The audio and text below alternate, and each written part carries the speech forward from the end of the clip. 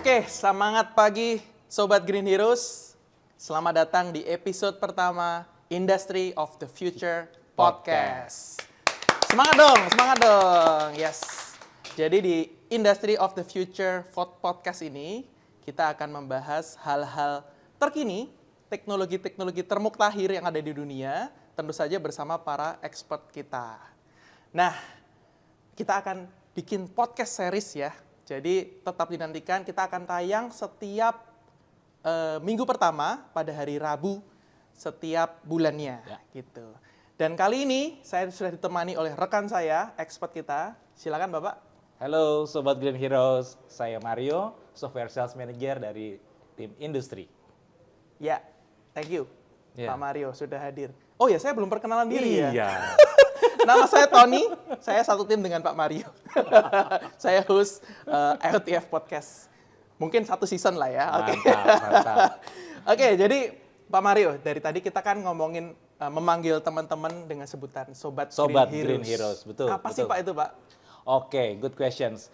Jadi kami di Schneider, kita memiliki program untuk mengedepankan sustainability. Karena itu menjadi suatu hal yang penting ya untuk dunia saat ini. Nah, kita coba menyebar luaskan message ini tidak hanya kepada internal karyawan Schneider, tapi juga kepada ekosistemnya, baik itu partner, customer. Makanya kita selalu mengencourage dengan memanggil Sobat Green Heroes. Mantap. Oke, thank you Pak Mario penjelasannya, clear sekali. Oke, sekarang kita masuk ke topik hari ini Pak. Topik utama kita hari ini mau bahas tentang digital Pak. Digital, oke. Menarik. Pertanyaan pertama nih Pak. Ya. Kita kan masuk ke era digital nih. Betul. Orang-orang udah pada ngomong, oh kita masuk ke era digital nih. Sebenarnya apa sih Pak yang beda dari dulu? Kenapa digital itu menjadi sesuatu yang penting nih akhir-akhir ini? Mungkin bisa dijawab dulu Pak. Oke, ini menarik. Jadi kayaknya saat ini kita tidak bisa lepas ya dari digital, mulai dari bangun tidur hingga tidur lagi dimanapun kita berada gitu ya. Mulai dari hal terkecil, smartphone kita itu juga sudah mengadopsi teknologi digital. Jadi teknologi digital itu adalah menggunakan teknologi yang berkaitan dengan hardware, software, internet, connectivity, semacam itu ya, yang dapat membantu memudahkan hidup kita. Seperti itu. Jadi itu ya, digital ya. Betul. Oke, menarik. Saya jadi ingat kejadian waktu pernah, keinget nggak Pak, Jakarta blackout? Jakarta blackout total, mati. Internet mati. Ya kan, kita nggak bisa ngapa-ngapain Pak. Betul, mati gaya ya. Pesen makanan di Gojek aja nggak bisa. Itulah kenapa digital menjadi penting Pak. Benar ya? Betul sekali. Jadi saya keringat satu kalimat nih, bahwa kita sekarang hidup di dunia digital ekonomi. Bagaimana digital menggerakkan ekonomi. Betul. Oke, kemudian tadi Pak Mario sebutkan ada hardware, ada software. Iya. Kalau hardware kan kita tahu lah ya, barang yang bisa kita pegang lah. Kalau software kan sesuatu yang nggak kelihatan tidak kasat mata, mirip-mirip kayak jin nih. Gitu kan. Nah, betul. Kenapa software itu terutama di industri ya Pak ya? Kenapa sih orang-orang atau pelaku industri mau berinvestasi ke sesuatu yang tidak kasat mata Pak? Oke. Jadi software secara umum dulu aja itu menjadi satu penting karena bisa dibilang software itu merupakan a layer yang menghubungkan kita manusia terhadap teknologi-teknologi termasuk hardware gitu ya. Tanpa adanya software, kita sebagai manusia akan susah untuk berinteraksi atau memanfaatkan teknologi atau kemampuan prosesor dari suatu hardware gitu ya. Nah, dengan adanya software kita bisa memanfaatkan teknologi ini untuk memudahkan bagaimana kita hidup gitu kan. Contohnya misalkan yang simple ya, smartphone gitu ya. Secanggih apapun prosesornya, tanpa aplikasi, tanpa software yang menarik, itu nothing seperti itu. Nah, ya itu pun terapannya juga banyak gitu ya di kehidupan kita sehari-hari ataupun di industri. Seperti itu. Nah, kalau di industri sendiri tadi Pak, kenapa kok orang mau nih berinvest gitu ya? Pelaku industri berinvest untuk software. Betul. Nah, itu kaitannya sama gitu. Jadi bagaimana software ini dapat dimanfaatkan untuk para pelaku bisnis atau pelaku industri mendapatkan keuntungan atau kan memaksimalkan bisnisnya, operasinya menjadi lebih baik lagi. Seperti itu. Jadi kalau di industri kita ngomong mulai dari bagaimana data-data yang ada di industri, di lapangan, di mesin itu dapat diolah gitu ya. Pertama dapat disimpan, kemudian dapat diolah sesuai dengan kebutuhan si pelaku industri. Nah, diolah itu banyak sekali areanya. Ada industri yang membutuhkan data ini untuk mendukung dia dalam beroperasi lebih efisien lagi. Ada yang membutuhkan data untuk melakukan prediksi terkait dengan apa yang terjadi di lapangan ataupun menghindari terjadinya kerusakan-kerusakan. Ada juga data yang diolah untuk membantu mereka dalam proses project atau desain atau engineering. Juga di industri itu cukup populer bagaimana data-data ini dapat dioptimalkan untuk membantu mereka dari sisi safety.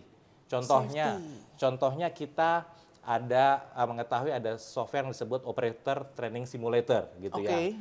Ini adalah software yang dapat membantu pelaku industri, terutama mungkin yang bergerak di bidang oil and gas atau yang berkaitan dengan high risk environment ya.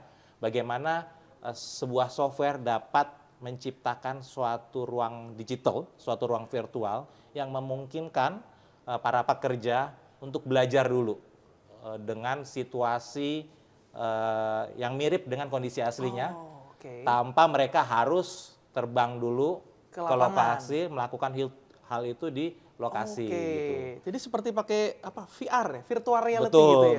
Betul. Salah satunya gitu dalam bentuk. Jadi itu mungkin saat ini juga populer dikenal dengan digital twin gitu ya. Itu sangat membantu si pelaku industri dalam hal keamanan dan juga cost saving gitu. Jadi tanpa harus mengirim orang yang dulu ke lapangan, dia sudah bisa melakukan itu dengan bantuan software di kantornya dia misalnya. Jadi contoh nih ada orang baru, operator baru nih ya, masuk ke kantor, belum tahu apa-apa, sangat riskan sekali ya kalau langsung dikirim ke lapangan ya. Betul. Jadi kita training dulu pakai VR, seperti itu ya. Itu salah satu aplikasi dari penggunaan software, memanfaatkan data di operation atau proses di daerah industri gitu. Ada juga yang paling penting untuk bisnis biasanya bagaimana data ini bisa membantu mereka mengetahui kondisi produksi mereka. Kapan produksinya akan selesai atau kondisi stok dari raw materialnya ataupun juga dari sisi tren industri produksi ataupun tren penjualan seperti itu. Jadi untuk dunia industri sangat penting sekali.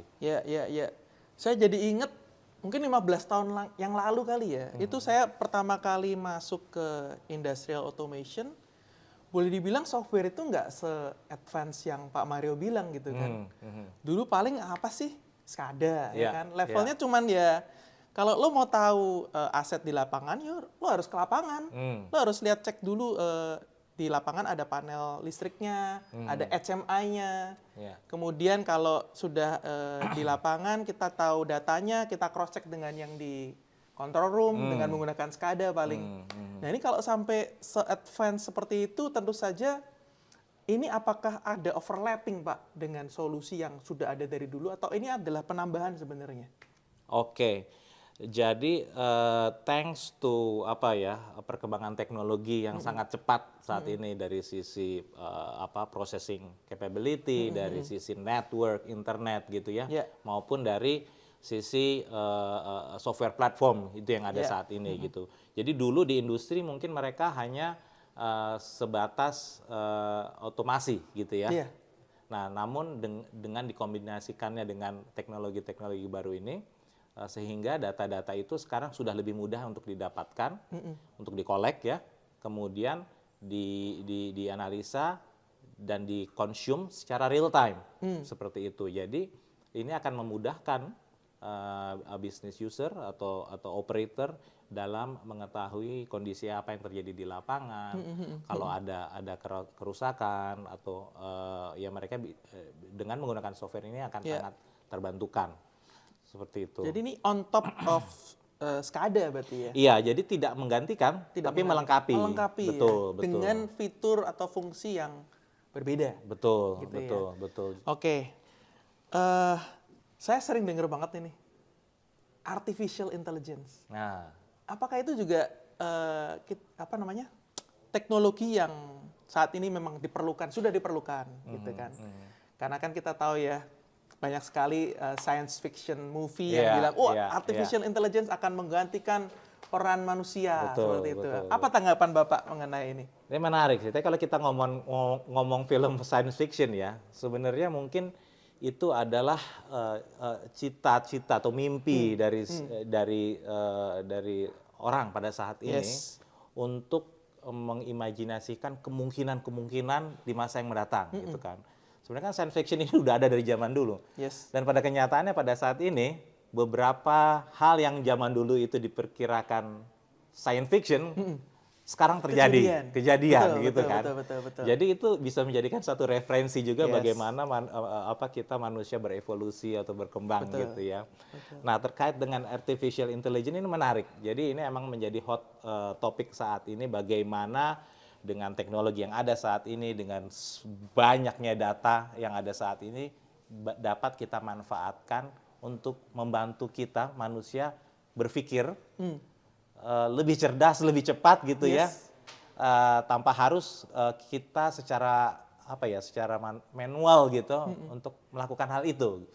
Jadi tujuannya adalah kita bisa mengalokasikan effort tenaga kita untuk melakukan hal lain, dan untuk beberapa hal yang sifatnya administratif atau mudah ditebak, itu bisa diwakili oleh teknologi artificial intelligence ini. Oke.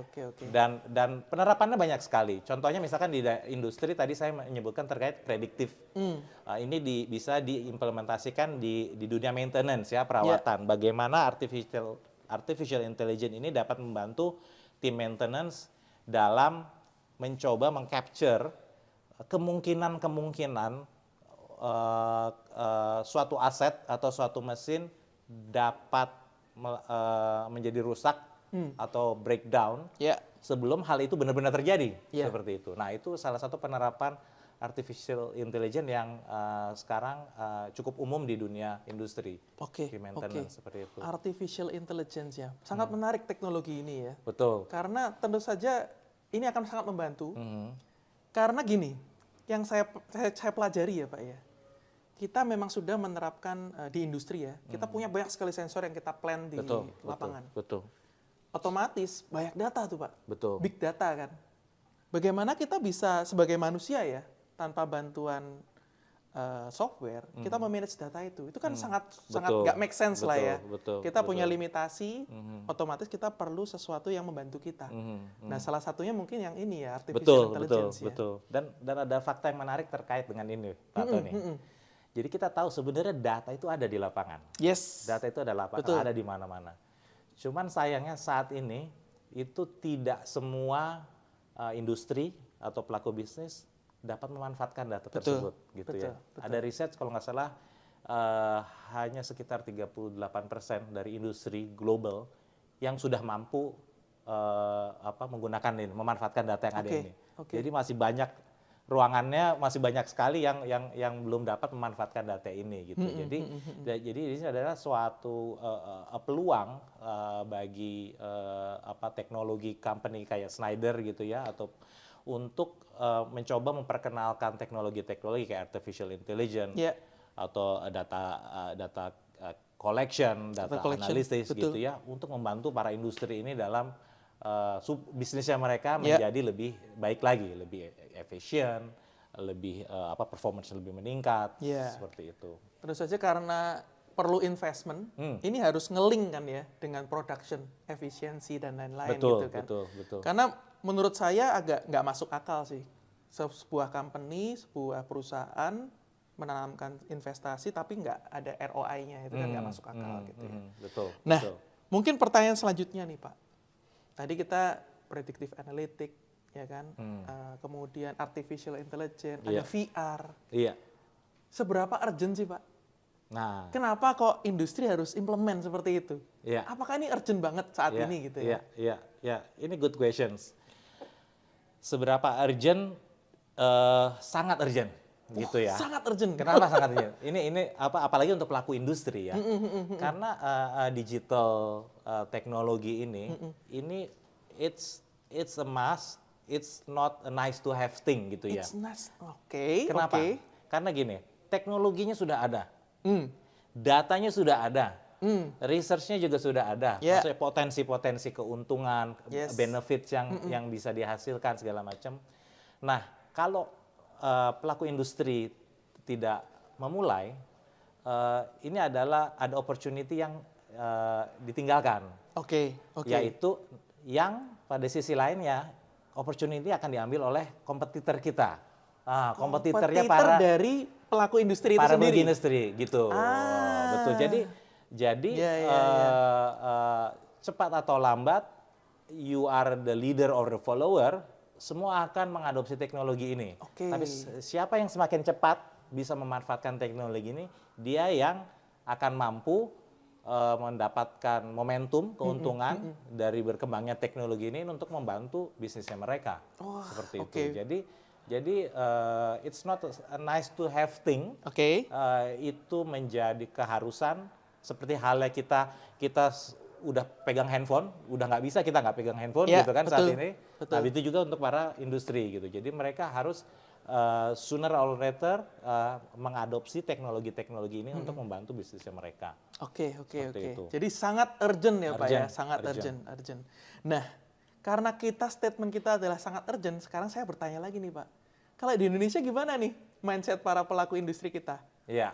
Apakah sudah sangat aware dengan urgensi ini atau masih menganggap aduh nggak punya duit nih gimana dong? Nggak urgent lah itulah gitu. Masih bisa bisa kapan-kapan lah gitu. Gimana? Menarik sih, ini menarik gitu ya. Tapi overall trennya dunia industri sudah mulai karena apalagi dari pemerintah juga sudah memberikan dukungan melalui program-program, ada Industri 4.0 gitu kan, dan dengan program itu juga memberikan semacam kualifikasi terhadap pemain-pemain industri gitu ya, untuk menentukan perusahaan mereka atau bisnis mereka sudah sampai mana pada saat ini gitu kan. Jadi ini adalah dibuat semacam healthy competition gitu ya, sama-sama saling membandingkan, mengkomparisa sejauh mana adopsi teknologi terhadap dunia industri gitu ya.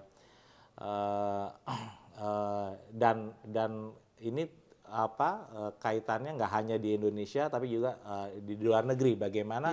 Karena kan sekarang udah era globalisasi gitu. Jadi dunia industri ini mereka memproduksi suatu barang bukan hanya aja membandingkan dengan kompetitor atau peernya di Indonesia aja. Mereka juga harus membandingkan dengan apa yang terjadi di luar negeri. Tepat.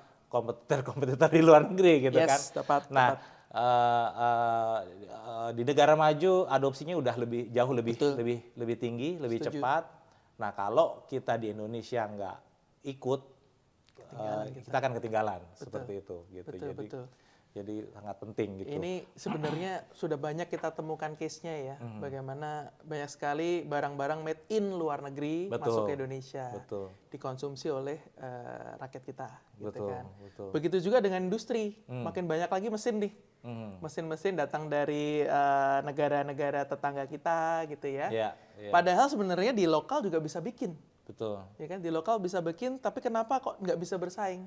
Salah satunya mungkin dari adopsi tadi itu Pak. Betul. Gitu ya. Memang masih ada beberapa industri dalam negeri gitu ya yang mungkin agak konservatif terhadap adopsi teknologi ini gitu. Bagusnya ada perusahaan-perusahaan teknologi kayak Schneider gitu yang mengingatkan mereka gitu ya, untuk bisa segera bangun dan merubah gitu, bergegas gitu ya. Karena jika tidak cepat atau lambat mereka akan bisa kena dampaknya ketinggalan ini. Seperti itu. Betul. Oke, pertanyaan berikutnya adalah mengenai prediksi nih. Kita menerawang nih Pak ke masa depan nih. Apakah 10 tahun, 20 tahun lagi, 30 tahun lagi software ini masih terus ada Ya.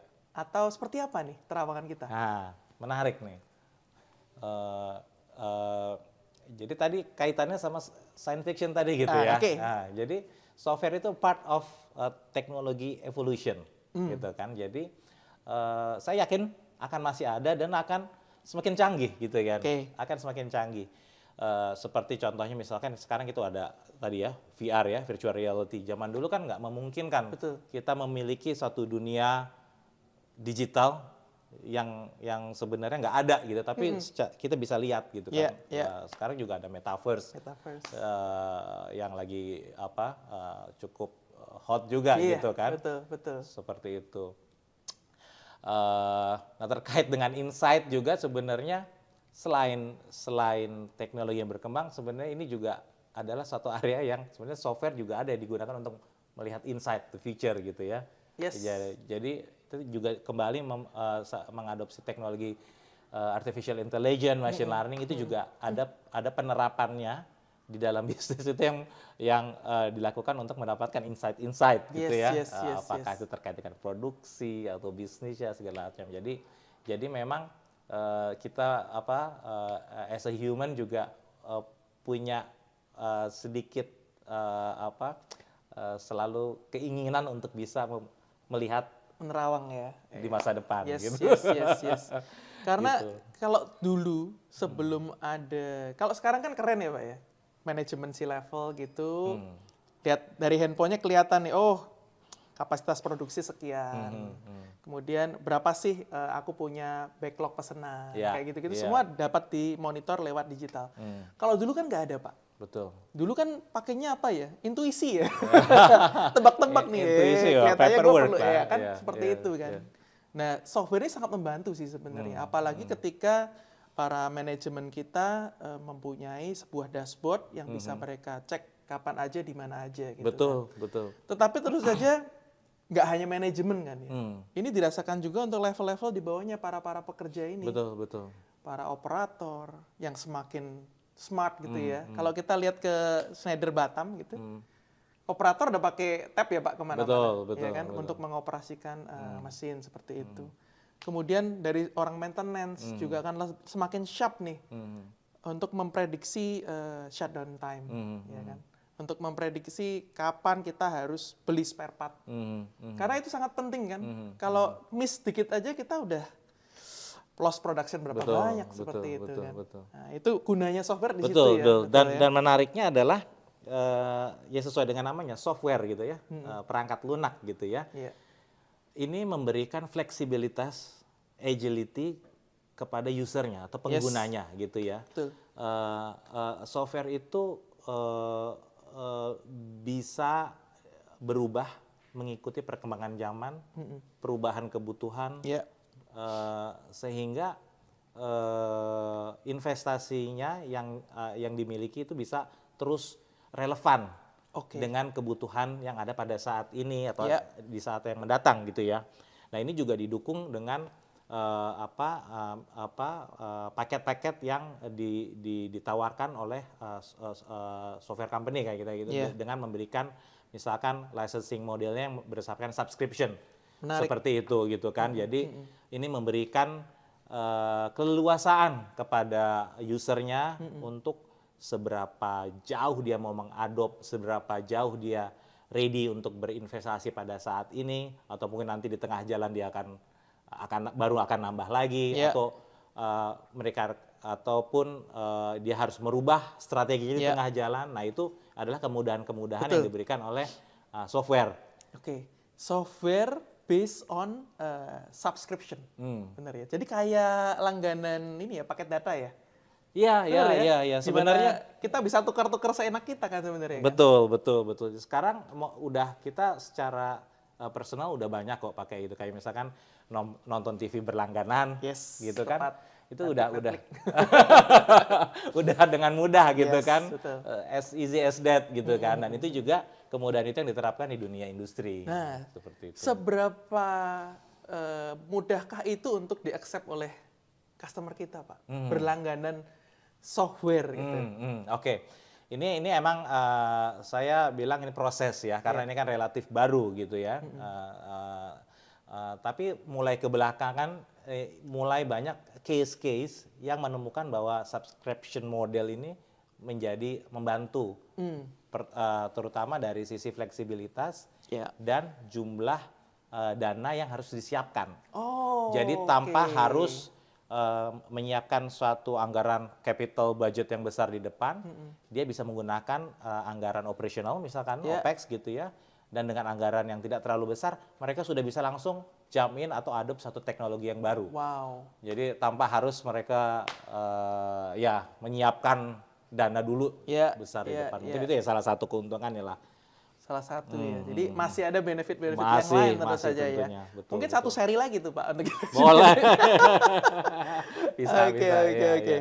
Menarik nih, tapi mungkin waktunya kita sudah mau habis nih Pak. oke, Nggak oke, kerasa oke. ya. Udah hampir setengah jam kita ngobrol-ngobrol ini. Dan tentu saja ada beberapa hal yang saya tangkap.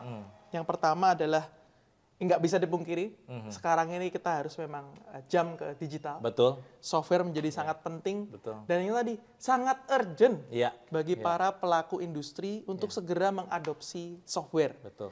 di operasional mereka, Betul. gitu ya. Betul. Karena secara benefit pun yang ditawarkan akan sangat banyak sekali. Ya. Bagaimana bisa mempermudah orang maintenance untuk melakukan kegiatannya, Hmm. orang production juga lebih efisien Betul, kerjanya gitu betul, kan. Betul. Artificial intelligence, kemudian virtual reality. Betul. Ini kalau virtual reality tadi safety ya Pak ya, hubungannya Hmm. dengan safety, bagaimana pekerja baru join, new joiner ya, Betul. nggak langsung serta-merta disuruh kerja ke lapangan, nggak, Iya, tapi kita training dulu Betul. dengan situasi virtual Iya. seperti itu ya. Saving cost juga. Saving cost juga, betul. Betul.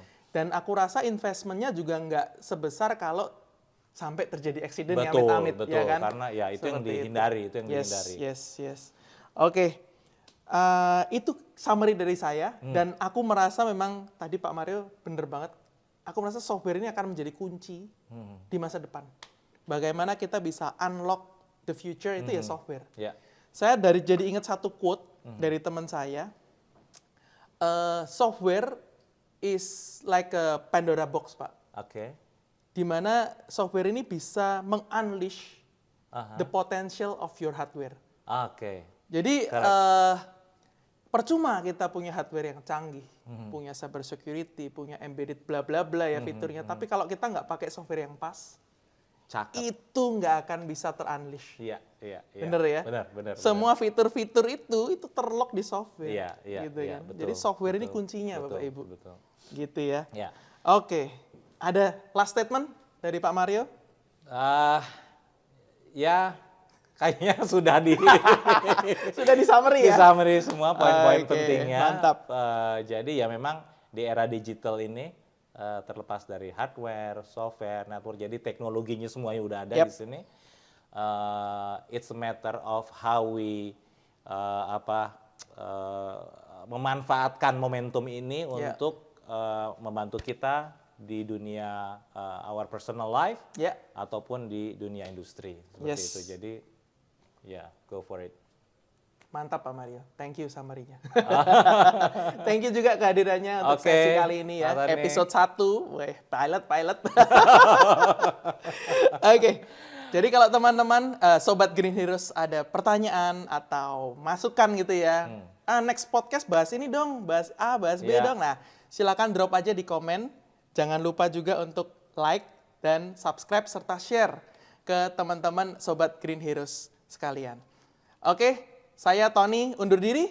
Saya Mario, undur diri juga. Sampai jumpa bertemu lagi di episode 2. Thank you, bye-bye. Bye.